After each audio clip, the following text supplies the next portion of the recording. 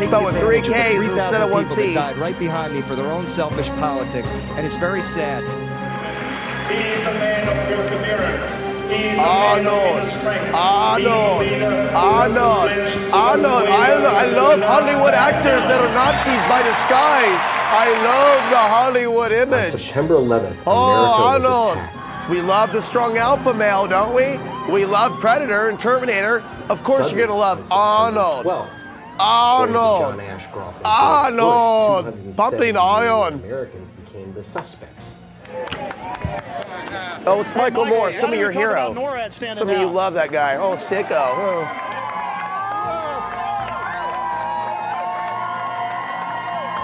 Why don't you talk about NORAD standing down, Michael? Why not the really hardcore 9/11 issues? That would be un-American.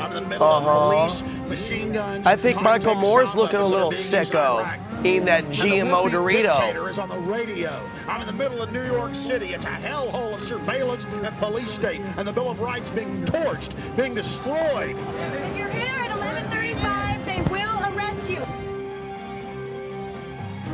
Okay, it's pretty simple though. A system engaged in genocide doesn't give a damn about your health care, doesn't give a damn about your rights, doesn't give a damn about your vote. A system engaged in trying to poison and pollute your temple with genetically modified food that is not fit to eat in the EU does not give a damn about your health care. You need to find out why you even have disease to begin with. You need to find out why cancer rates are exploding in this country through the roof. Instead of just say, give me more medicine, give me more drugs. You feeling a little depressed? You feeling like slitting your throat or maybe somebody else's throat?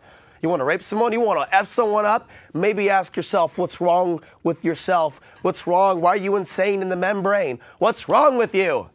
I mean, there are answers to the questions if you've got the guts to ask, what's the root cause of the problem? Okay, so you're going, Alex, you don't give me any solutions. I just want you to tell me what to do. You're just scaring me, and you're scaring my wife, and you're shouting, and I'm going to go back to Jon Stewart, because that's where I get my news. You what?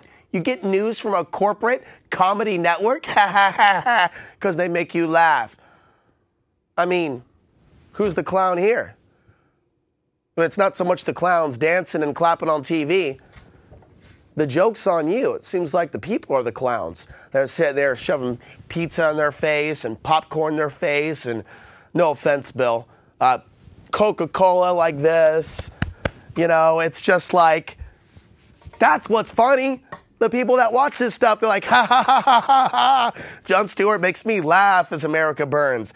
As Rome burns, the Colbert Report just makes a joke out of it so we can laugh while our house is literally on fire. And then I go, hey, your house is on fire. Get out.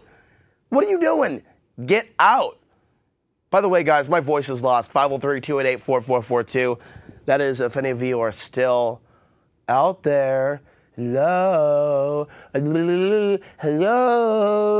Am I getting through the corn syrup that you shot up your you-know-what last night? I mean, anybody hearing the words that are coming out of my mouth? But the fact of the matter is, everybody's got to find their own solution to where you need to get to in your life. And the meaning of life, I don't think, is something that's easily found in this world. You've got to find out what that is. So I suggest you do more than just get food, water, and medical supplies and things of that nature at survivalcenter.com. You learn who your neighbors are, if they're willing to know you, if they're not completely neurotic and depressed, if they're not completely scared of everyone and everything, doing nothing in their spare time but buying bigger guns and bigger locks and bigger dressers to put behind their doors after they get their bigger locks. That's how my neighbors look. That's how many people look when I walk down the streets and they clutch their purses a little bit closer. Because after all, I am a little bit darker skinned than your average bear on the street. They might want to take proper precautions. I mean, I get this crap all the time. Living a young, darker male in the modern world where many white women are conditioned by the system to be terrified of things that look different than them.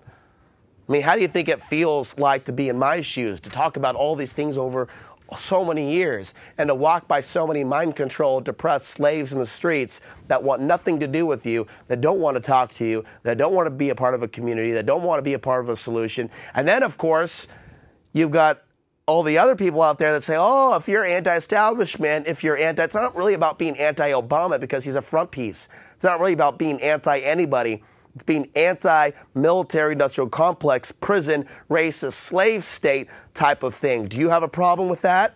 You know, and that's my problem. It's not one person, and it really wasn't even Bush. Bush was a puppet too. You can never make it about these candidates because that divides people over racial lines and political lines, and that's how you got the dog that's chasing its tail, the hamster in the wheel. I don't want to be a hamster in the wheel. I don't want to be a dog waiting for a master to come home and feed me something in my dog bowl. I want to be free.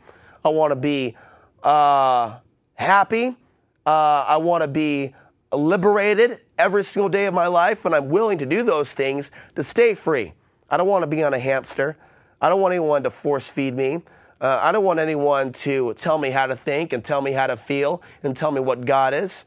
I know this vehicle that I'm experiencing reality through, this telescope, the same way that we experience going on the internet through the laptop, we experience reality through this body. I know this body was given to me by whatever force created us on this planet to move forward and evolve as a soul. And I know that's not going to be done by going along to get along in the new America. And so with that, we've got 12 minutes left. We'll take as many phone calls as we can as we talk to the very sleepy people of Portland, Oregon that are channel surfing their way through reality. Go ahead, next caller. Hey, Alex. This is Phil. The first time I called you, it was sort of a draw. I said I was confused, and you said you were confused. The second time, it was kind of aggressive, and I sort of crashed and burned. I just wanted to make the point that there is so much out there in terms of, Shakespeare, Rudolf Steiner, Dante. There's so many positive things that, they were really put there in place for a reason. I know you've covered a lot of Mayan stuff.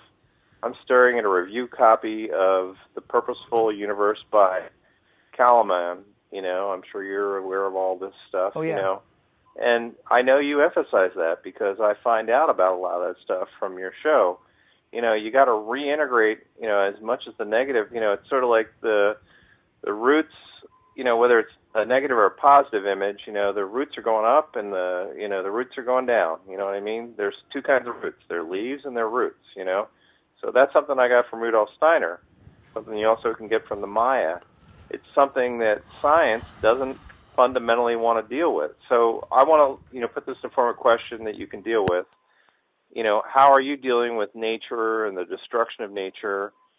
And, how can we move forward with all this really beautiful, positive things that people have left us? Rudolph Steiner. Yeah, you're asking me to explain it. Why don't No, I am not asking you to explain it. No, we're back into the argumentative mode. Go ahead. No. You're the one that called up with example after example after example of what I should be talking about, and this would be better instead of the negative. I already get your point, but what you ought to be doing is giving your example of your truth, your light, your love, instead of pushing it back on me. Okay, all right. Let me tell you my example so you can give it to the viewers, okay? We're listening. I went over to Concentrates Northwest, which is across the bridge from me. It's a garden supply store. I've known about them for 4 years. It's the first time that I bought a purchase from them. It's $25.